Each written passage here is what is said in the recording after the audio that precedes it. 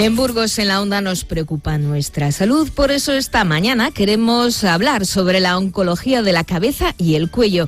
Vamos a conocer más sobre esta patología gracias al doctor Pablo Crespo, especialista en otorrinolaringología del Centro Médico Recoletas Calzadas. Buenos días, doctor. Hola, buenos días. Para centrar a nuestros oyentes, ¿cuáles son las áreas que abarca el cáncer de cabeza y de cuello? Bien, lo que los oyentes tienen que saber es que los tumores de estirpe maligna, también conocidos como cáncer de cabeza y cuello, están subdivididos en diferentes zonas. Podemos hablar de zonas paranasales, que son las habitaciones contiguas a la nariz, y de la cavidad nasal. También tenemos que reseñar zonas de la faringe, dividida en tres partes, de arriba a abajo, en nasofaringe, en orofaringe, que comprendería un poquito pues la zona de las anginas, el paladar blando y la base de la lengua, y la hipofaringe, que es la zona más abajo. Y luego también hablar de la laringe, dividido en otros tres subáreas: supraglotis, por encima de las cuerdas vocales; glotis, territorio comprendido en las cuerdas vocales; y subglotis, por debajo de las cuerdas vocales. Por último, también reseñar la zona de la cavidad oral, que comprendería un poquito pues todas las encías, el paladar duro, la lengua móvil, el suelo de la boca y los labios. De aquí también hay que quitar que no se incluyen los tumores de la vía aérea digestiva superior, tumores cutáneos, tumores del sistema nervioso central y también los tumores de la glándula tiroides. ¿Cuál es la prevalencia de esta patología? Es una prevalencia que dependiendo de los estudios pues puede variar, dependiendo de los autores. Lo que estamos viendo es que está muy marcada a dos factores de riesgo, que son el tabaco y el alcohol. Hasta en un 75, hasta un 90% de los casos en algunas series se han visto que todos los pacientes con carcinomas de cabeza y cuello tienen estos dos factores de riesgo ligados a su historia. Fundamentalmente el tabaco. ¿Qué ocurre? La gente dice, si dejo de fumar, ¿puedo reducir el riesgo? Sí. Se han visto en series de 1 a 4 años tras dejar tras dejar el hábito tabáquico, que se reduce en hasta un 40% la posibilidad de tener un tumor de cabeza y cuello, no tanto con el alcohol por la patología que lleva concordante y que tiene que pasar muchos años para que disminuya el riesgo hasta cerca de 20 años. Hay otros factores también anexos que conviene reseñar, que son mucho menos prevalentes, pero que en nuestra área también los oyentes tienen que conocerlo, como pueden ser pues, factores genéticos, exposiciones a radiaciones o factores incluso ocupacionales. Pueden ser, por ejemplo, gente que trabaja en carpinterías o en ebanisterías. También eso hay que tenerlo en cuenta. Respecto a sexos, ¿qué más frecuente? ¿En hombre o en mujer? Claramente, ahora mismo es mucho más frecuente en hombre, en una relación de 4-1.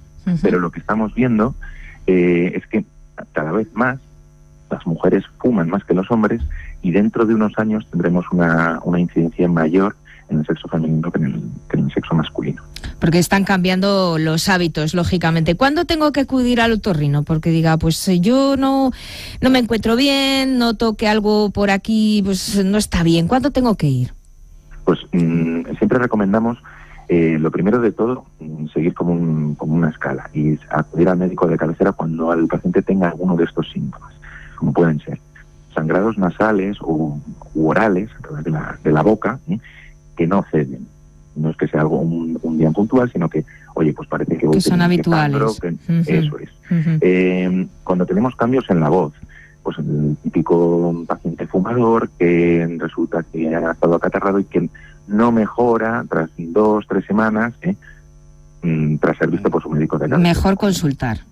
Eso es. Cuando me ha salido un bultito en el cuello, que está duro, que no se mueve, que me duele, pues puede ser otra de las causas para acudir a su médico de cabecera y consultar.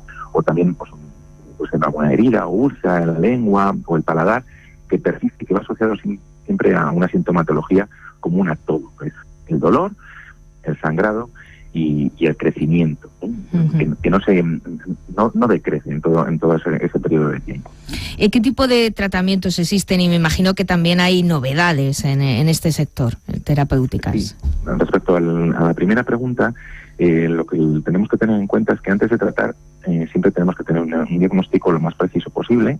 Tenemos que tener unas pruebas radiológicas realizadas y complementarias a todas las lesiones, Y todos los pacientes con un tumor de cabeza y cuello pasan por una reunión de especialistas, también lo llamamos aquí un comité de tumores. Dicho esto, para tratar un tumor depende mucho del estadiaje. ¿Y qué es el estadiaje? Pues es una nomenclatura que tenemos los profesionales para poder definir un poco las características del tumor. Consiste en tres letras, que es la T, la N y la M, la T de tamaño, la N de número de ganglios y la M de Madrid de metástasis a distancia. Lo más importante, dicho esto, obviamente es cogerlo en estadios precoces. Cuanto antes cojamos el tumor, antes podemos tratarlo y mejor supervivencia tendremos a largo plazo. ¿Tenemos armas? Sí, por supuesto que tenemos. Tenemos como la cirugía abierta, tenemos la cirugía láser, tenemos tratamientos quimioterápicos, tenemos tratamientos radioterápicos, incluso adyuvancia entre ellos, que es la conjugación de quimio y radioterapia. Pero insisto, lo más importante es hacer un diagnóstico precoz y a partir de ahí empezar a trabajar. Pero armas tenemos. Empezar a trabajar y siempre acudir a nuestros médicos si tenemos la duda, la sospecha, y sobre todo en estas zonas que, doctor, no son habituales y que, bueno, pues a lo mejor no le damos importancia a estos síntomas que nos ha ido relatando el doctor Pablo Crespo, especialista en otorrinolaringología del Centro Médico Recoletas Calzadas. Muchas gracias, doctor, por ayudarnos a preocuparnos por nuestra salud y sobre todo en estas áreas que, como decimos, no son muy habituales. Gracias. Gracias a vosotros, un placer.